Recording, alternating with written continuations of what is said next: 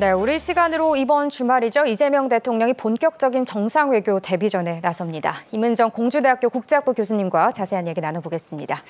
안녕하십니까? 네, 안녕하세요. 네, 안녕하십니까? 네. 이재명 대통령이 이제 캐나다에서 열리는 주요 7개국 정상회의에 초청을 받아서 참석할 예정입니다. 일단 먼저 이 주요 7개국 정상회의가 무엇이고 회원국은 어디인지 저희가 살펴봐야겠죠. 네, 조금 역사를 말씀드리겠습니다. 이제 G7이라는 그 협의체는 70년대 정도부터 생각을 하시면 되겠습니다.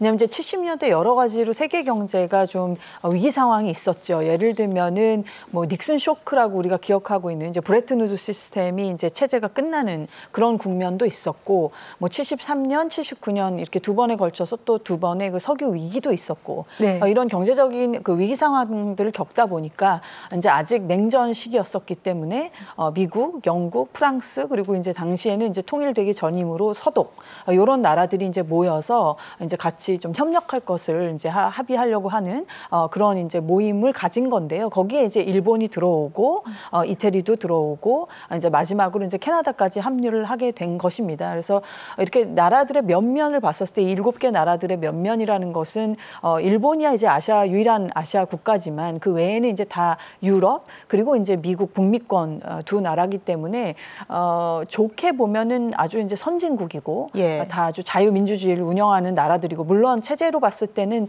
뭐 영국이나 일본 같은 경우 뭐 입헌 군주제다 아니면 이제 뭐 미국 같은 경우 대통령제다 이렇게 차이들은 있지만 그럼에도 불구하고 이제 자유민주주의, 시장경제 이런 것들을 잘 운영하는 그런 소위 선진국 클럽이라는 이미지가 있죠. 그런데 이제 러시아가 또 같이 했었던 시절도 있었습니다. 이제 그 시기가 이제 97년 정도부터 한 2014년 정도까지인데 그때 이제 우리가 G8이라고 부르기도 했었죠. 주요 8개국 이렇게 해서. 근데 이제 러시아는 지금 또 전쟁이 아직도 이렇게 진행 중입니다만은 크림반도를 이제 병합을 했었기 때문에 그 2014년을 기점으로는 이제 나가게 됐기 때문에 말하자면 이제 쫓겨난 거죠. 이제 A 클럽에서요. 이제 그 이후로는 이제 뭐 다시 G7 구도로 해서 오고 있는데 우리나라 같은 경우도 지금 한 6번 정도 초청을 받고 해서 또 과거 지금 2, 3년 동안은 계속 지금 초청을 받고 있는 그런 상황입니다. 네. 네, 회의가 열릴 때 이제 매년 G7 의장국이 회의 의제에 따라서 비회원국을 또 선정하고 초청을 하지 않습니까? 이번에 캐나다가 의장국인데 이재명 대통령 역시 이 참석이 이렇게 이루어지게 된 거죠? 맞습니다. 이제 지금 캐나다가 이번에 호스트 역할을 하게 되는 건데 이제 무엇보다 아무래도 호스트 역할을 하게 되는 나라의 의지가 중요하다고 봐야겠죠. 물론 뭐 G7 사이에 뭐 미국이 더 힘이 세고 뭐 그런 부분이 있다면 있겠지만 그럼에도 불구하고 이제 호스트는 돌아가면서 하는 것이기 때문에 주최국의 의지가 잘 반영이 된 결정이라고 보여지고요. 또 지금 캐나다가 우리도 우리지만은 뭐 예를 들면 인도한테도 지금 손을 뻗고 있고 조금 더 이렇게 전략적으로 필요하다고 생각하는 파트너 국가들에게는 좀 적극적인 모습을 보이는 것 같습니다. 이제 그도 그럴 것이 이 G7이라는 것이 아까 말씀드린 역사를 잠깐 말씀드렸습니다만 어떤 경제적인 위기 상황, 70년대에 있었던 위기 상황들에서부터 시작이 됐다고 말씀을 드렸는데 아무래도 이렇게 소위 체제가 비슷한 나라들이기 때문에 서로 이제 우리 국제 정치에서 쓰는 용어로는 뭐 유사 입장 국가다 뭐 이런 표현들도 있습니다만 서로 좀 마음이 이렇게 오고 가는 그 마음이 더 있다고 할까요? 아무래도 이심전심하는 그런 사이가 되기 때문에 이런 나라들끼리는 아무래도 안보 문제를 얘기할 때도 조금 더 편안한 마음으로 얘기를 할 수가 있겠죠. 뭐 지금 예를 들면 우크라이나 상황이라든지 아니면 뭐 아직도 진행 중인 지금 중동의 여러 가지 문제들이라든지 아니면 이제 역시 트럼프 대통령이 돌아왔기 때문에 제일 지금 문제가 되는 것은 전 지구적으로 문제가 되는 게 이제 무역 문제이므로 이제 그런 문제도 어떻게 하면 또 얘기를 나눌 수도 있을 것이고 역시 이제 또 국방비 문제죠. 지금 트럼프 대통령은 동맹 국가들에게도 부담을 나눠 갖는 정도가 아니라 이제 스스로 할 거는 해라라는 수준으로 지금 GDP상 뭐 5%까지 올려라 뭐 이런 식의 지금 요청들이 있기 때문에 이런 부분들도 지금 다 미국을 제외하고는 다 동병상련이라고 할까요? 이렇게 마음을 지금 고민이 비슷한 나라들이므로 아마 여러 가지 의제들을 다룰 수 있지 않을까 싶습니다. 네. 네, 이 G7 정상회의에 이제 초청을 받은 게 지난 7일이죠. 그러니까 이재명 대통령이 취임 불과 3일 차였습니다. 지금 취임 초기에 G7에 초대가 된 건데 어떤 의미가 있다고 보십니까? 여러 이제 의미를 부여할 수 있겠습니다. 이제 아무래도 말씀드렸다시피 이제 호스트가 되는 캐나다 입장에서도 이 한국을 지금 중요하게 보고 있다는 것인데요. 이것은 이제 꼭 뭐 정권이 바뀌고 어떻고 여하를 떠나서 예. 그 이전에 이미 이 한국이라고 하는 나라가 갖게 된 어떤 국제적인 위상이 이미 크고 특히 앞서 말씀드렸듯이 지금 그 트럼프 2기를 맞이하면서 이 유럽은 물론이거니와 지금 캐나다도 국방력을 다시 좀 자강을 해야 하는 그런 국면입니다. 근데 참 이 그 방위 산업이라고 하는 것이 돈만 가지고 다 되는 것은 아니거든요. 캐나다 같은 경우도 사실 인구로 치면 우리보다도 인구가 적습니다. 예. 근데 이런 뭐 유럽은 오랫동안 어떤 면에서 이런 지금 그 방위 산업 쪽에서는 약간 일본도 그렇습니다만 손을 놓고 있었던 부분들도 있고 이런 것들을 다시 가져간다라고 하는 게 방향은 그렇게 가야겠지만 하루아침에 되는 것이 아닌데 뭐 어떻게 보면 굉장히 불행의 산물일 수 있겠습니다마는 이 한반도가 분단되어 있다는 이유로 예. 이 대한민국이나 또 심지어 북한도 이런 전통적인 부분에서의 방위력이라고 그러는 것은 우리한테는 이것이 사활이 걸린 문제였기 때문에 계속 갖고 왔던 부분 아니겠습니까? 그래서 이런 부분에 대해서도 지금 그 유사 입장 국가들, 마음이 동병상련인 나라들 입장에서 좀 믿고 의지하고 같이 얘기해 볼 만한 지구상의 파트너가 누구인가 하고 봤을 때는 예. 누가 봐도 객관적으로 대한민국만한 그런 나라가 없을 것이라고 예. 판단하고 있다고 봅니다. 그래서 그런 차원에서는 물론 이제 그동안에 여러 가지 정치적 혼란 상황이 있었고 그래서 정상회담이 거의 반년 가까이 이렇게 제대로 이루어지지 못했던 것에 대한 어떤 재개되는 그런 것에 의미를 두는 부분도 있겠지만 지금 전 지구적인 어떤 세계 질서의 재편 과정 속에서 대한민국의 그 위상과 역할이라고 하는 것이 예. 과거와 많이 달라진 부분이 있다라는 것을 새삼 또 보여주는 그런 계기가 아닌가 싶습니다. 네. 여러 가지로 대내외적으로 좀 급변하고 있다고 네. 표현을 할 수 있을 것 같은데 이렇게 이재명 대통령이 임기 초반부터 외교 행보에 바짝 지금 속도를 내는 모습입니다. 이번 G7 참석이 취임 11일 만이에요. 역대 네. 대통령 중에 가장 빠른 또 해외 방문이 되지 않을까 싶은데요. 네, 아무래도 이제 대통령실로서도 고민이 없지 않으셨을 것 같습니다. 예. 이거 지금 굉장히 또 게다가 정치적으로 굉장히 지금 혼란스러웠었고 그리고 지금 우리 사회가 지금 경기도 너무 일단 안 좋고 분열되어 있고 이런 지금 국내 상황들이 있는 과정 속에서 지금 인수위도 없이 지금 출범을 한 거기 때문에 아무래도 준비 부족으로 오히려 이런 외교장에 나가서 어떻게 보면 좀 또 실수 아닌 실수가 나온다든지 이런 부분들에 대해서 지금도 걱정하시는 목소리들도 종종 들리고는 하는데 예. 저는 잘하신 결정이라고 생각합니다. 왜냐하면 우리가 이 통화 가지고도 굉장히 지금 지난주 한 일주일 동안 민감하게 생각했었잖아요. 그렇죠. 언제 할 거냐, 며칠 왜 했느냐, 지금 바로 하지 않냐, 예. 뭐 왜 3일 걸렸느냐, 아니면 20분밖에 왜 안 했냐, 예. 일본이 먼저냐, 중국이 먼저냐, 중국이 뒤였지만 30분 했으니 제일 길게 했다. 이런 설왕설래가 지금도 있었는데 물론 네. 이해는 합니다. 대한민국이 그만큼 그 대한민국이란 나라는 이 숙명적으로 주변 정세가 너무나도 중요한 나라이기 때문에 모든 나라가 그렇습니다만 특히 대한민국 같은 나라는 우리는 무역국가이면서 예. 분단국가이기 때문에 그렇습니다. 근데 이런 상황에서 그럴 바에는 차라리 이런 다자 외교의 장에 나아가서 아이스 브레이킹 하시고 그리고 자연스럽지 않습니까? 아무래도 누구 이렇게 순서를 뭐 운운할 것도 없이 그렇죠. 예. 네, 이런 자연스러운 그 만남을 갖게 되는 것은 좋은 계기라고 봅니다. 네. 결국 뭐 공식적인 소통의 장이다 이렇게도 볼 수 있는데 네. 그렇다면 이번 이 G7 정상회의 참석이 갖는 이제 외교적인 의미가 굉장히 중요할 것으로 보입니다. 어떻게 보고 계세요? 아무래도 지금 제일 조금 우려되는 것은 역시 트럼프 대통령입니다. 예.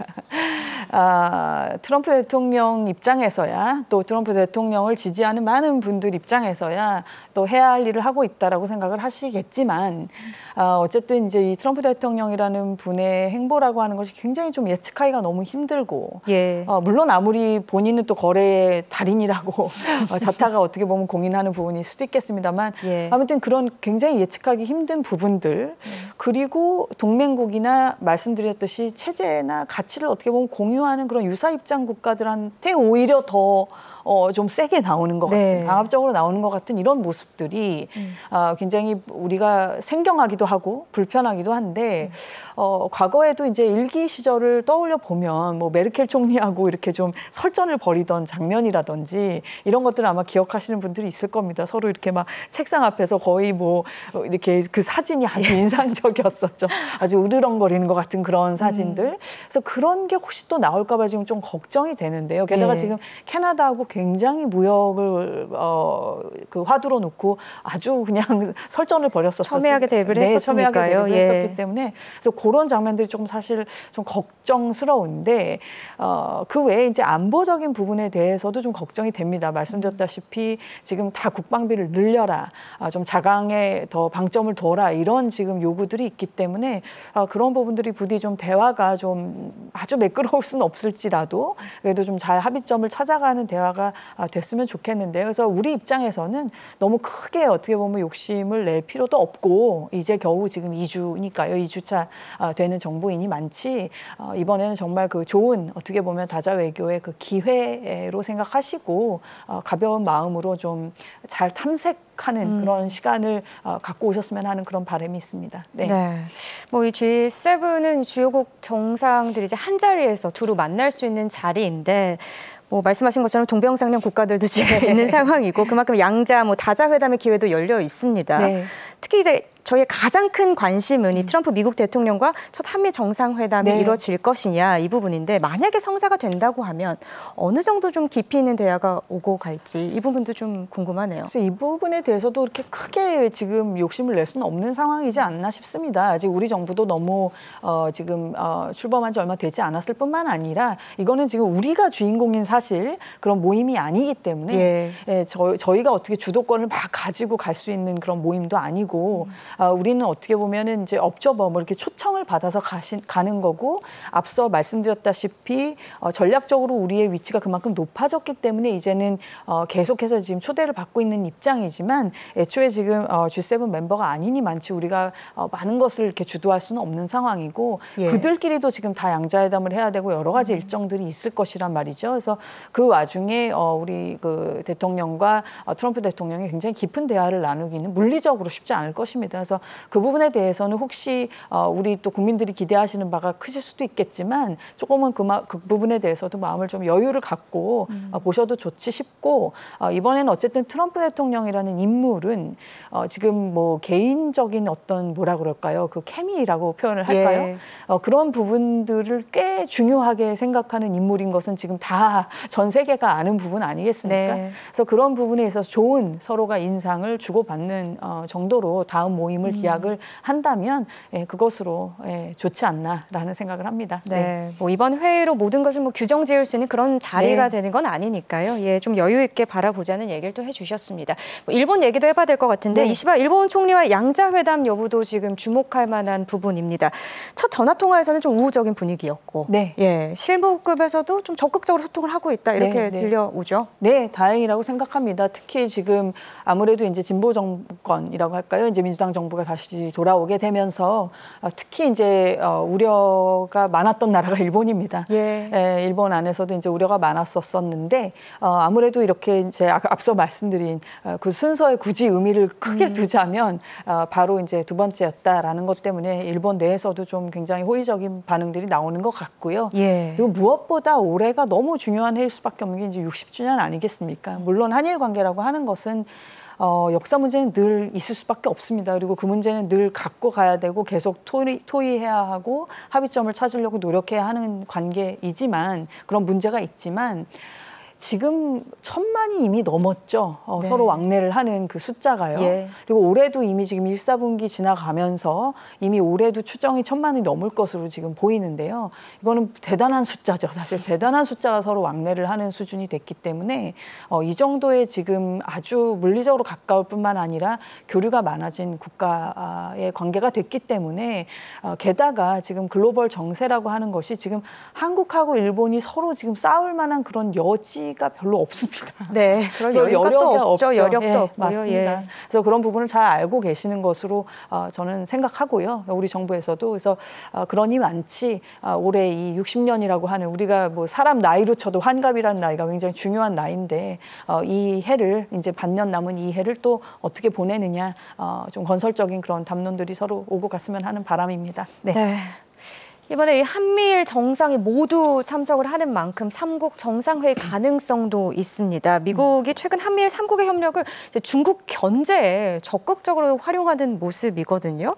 이렇게 되면 이번 G7이 한국 외교가 이 미중 사이에서 어떻게 또 균형을 잡을지 시험대가 될 수 있을 것으로 보여지는데요. 네, 아마 이 부분이 지금 이재명 정부로서는 가장 고민되는 그런 부분이 아니실까 싶습니다. 왜냐하면 이제 나토 정상회의도 또 있을 것이기 그렇죠. 때문에 이걸 어떻게 균형을 맞춰 갈 것이냐.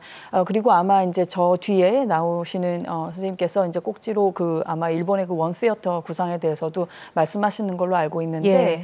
지금 이런 부분에 있어서 우리는 늘 그 고민이 있죠. 우리에게 가장 중요한 것은 당연히 북한. 그 중에서도 북핵 문제이고 이 문제를 해결하는 것이 너무 중요한데 당연히 우리 입장에서는 그렇습니다만 전 세계를 놓고 봤었을 때는 너무나 지금 복잡합니다. 예. 지금 우크라이나 전쟁도 전혀 지금 어떻게 뭐가 앞으로 나가질 못하고 있고 중동 상황도 계속 저렇게 지지부진한데다가 기술의 발달이라는 것이 우리 지금 해킹 사태 계속 터지는 거 보시면 예. 다 지금 국민들 느끼시지만 이 사이버라고 하는 공간이 지금 간단치가 않습니다. 과거와 같이 그냥 어느 정도 개인정보 유출됐다. 물론 그것도 어마무시하게 심각한 문제지만 이제 그 수준이 아닙니다. 이 사이버를 통한 어떤 전쟁에 준하는 상황이라고 하는 것들까지요. 게다가 이제 우주 기술까지. 그래서 이 전장이라는 것이 우리는 아직도 이 6.25의 기억이 또렷하기 때문에 어떻게 보면 이제 소위 말하자면 육탄전이죠. 예. 그리고 이 땅에서 싸우는 싸움에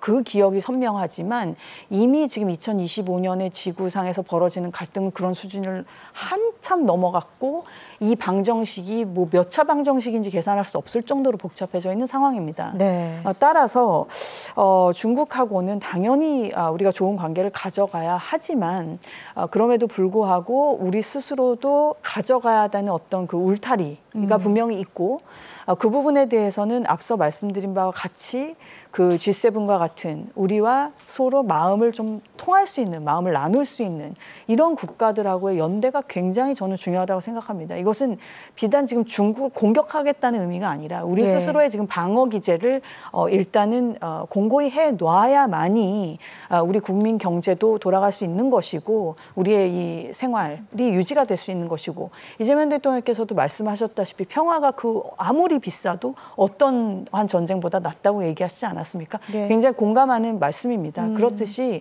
이 평화라는 것이 그냥 주어지지 않습니다. 우리가 능력을 갖추고 있어야 이것이 유지가 되는 것이기 때문에 그런 부분에 대해서는 중국하고도 잘 설득하고 이런 우리가 갖고 있는 고민들에 대해서도 또 나누고 그리고 협조를 또 요청할 부분을 하고 하면서 좀 그런 말씀하신 대로 실용 외교를 펼쳐 나가셨으면 하는 그런 바람이 강합니다. 네. 뭐 한국의 독자 억제력, 대응 능력을 확보 강화하는 것이 중요할 것으로 보여지는데 지금 중국 이야기가 나와서 문득 네. 궁금증이 생겼는데요. 지금 앞서 주요 7개국의 어느 나라인지 얘기를 나눴잖아요. 네. 근데 세계 2위 경제 대국이 중국인데 G7에 포함되지 않았단 말이죠. 네. 근데 한때 러시아도 G7 회원국이었는데 네. 왜 중국은 이 자리에 없는 걸까요? 아무래도 이 소위 말하는 이제 선진국 클럽이라고 한다면 이 클럽의 가장 중요한 특징은 역시 체제입니다. 예, 체제가 이제 자유민주주의 체제이고 시장 경제를 운영하는 나라들이다라는 것인데 중국이라고 하는 그렇기 때문에 이제 G20에 더 방점을 찍기도 하고 예. G20 같은 경우는 이제 우리에게도 굉장히 아픈 기억으로 남아 있는 97년 이제 아시아 금융위기 그 이후로부터 이제 G20 이게 이제 G7으로는 안 된다. 왜냐하면 G7이 한참 잘 나갈 때는 전 세계 명목 GDP의 70% 가까이가 이 나라들이 차지했지만 네. 지금은 완전히 쪼그라들었죠. 경제 규모로 치면 한 3분의 1 정도로까지 그쵸. 떨어져 있는데 2위인 지금 중국이 안 들어가 있다. 좀 어색한 거 아니냐라는 지적을 국적은 충분히 있으실 수 있습니다만 중국을 그래서 포함한 그 체제인 것은 G20이라든지 아니면 중국이 또 따로 하고 있는 뭐 상하이 협력기구라든지 뭐 다른 뭐 브릭스도 그렇습니다만 예. 뭐 그런 대체하는 그런 협의체들이 나오는 것인데요.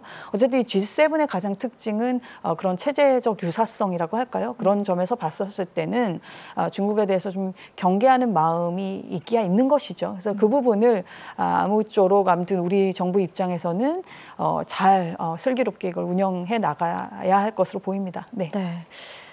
이 중국 견제의 흐름은 올해 G7 정상회의에서도 이어질 것으로 보여지는데 이번 G7 정상회의 또 다른 주요 의제도 짚어볼까요?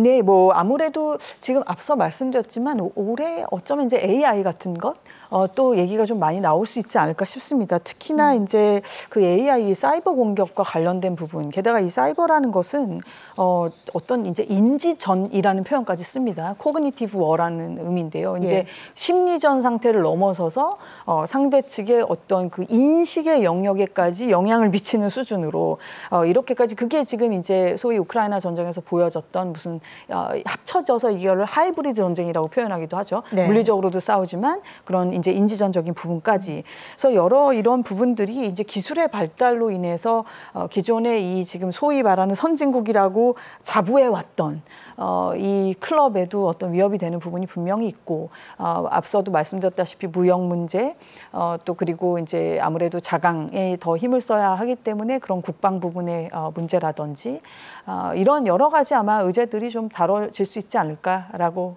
생각하면서 지켜볼 예정입니다. 네. 네.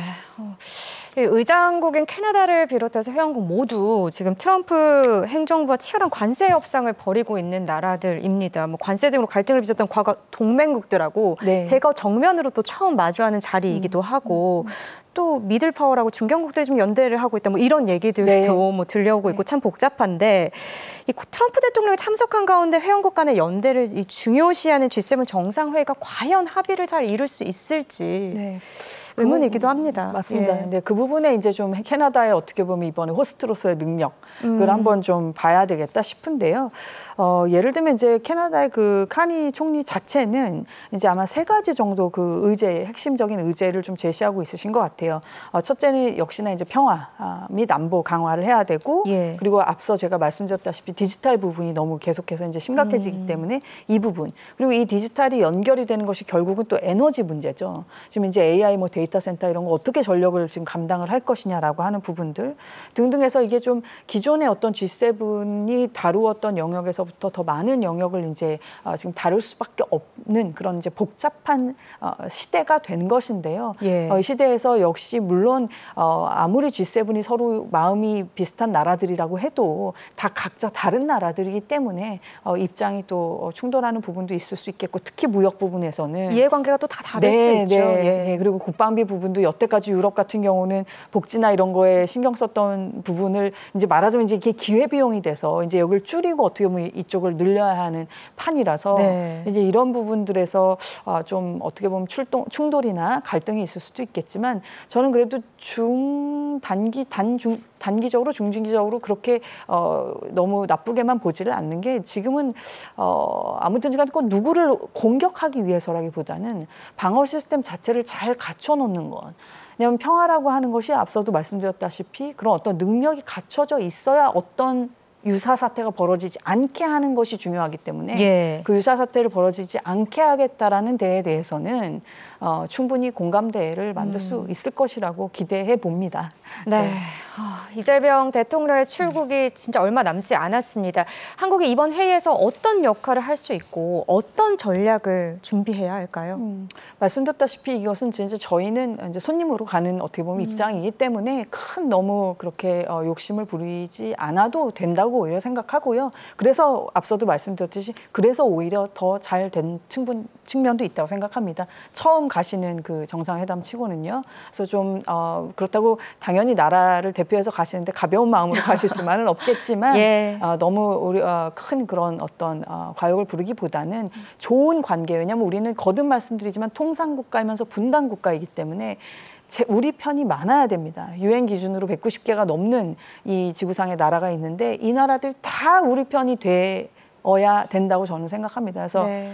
그중에서도 가장 핵심적인 멤버들이 이 어떻게 보면 이 선진국 클럽이라고 잤다가 불러왔던 이 G7이기 때문에 이 G7들과는 잘 네. 협력하고 마음을 잘 나누고 앞으로도 미래를 좀 건설적으로 인류를 위해서도 좀 건설적인 미래를 구상하는데 그런 좋은 관계를 맺는 것 그것이 제일 중요하다고 생각합니다. 네. 그러니까 뭐 열린 마음 소통의 물꼬를 잘 틀 수 있는 계기가 네. 됐으면 네. 좋겠다는 바람이신 것 같습니다. 아마 국민들도 그렇게 생각하지 네. 않을까 맞습니다. 싶습니다. 네. 네. 이재명 대통령의 G7 정상회의 참석 소식은 다음 주 글로벌 인사이트에서 더 자세히 전해드리도록 하겠습니다. 도움 말씀 주신 임은정 공주대학교 국제학부 교수님 고맙습니다. 네, 감사합니다.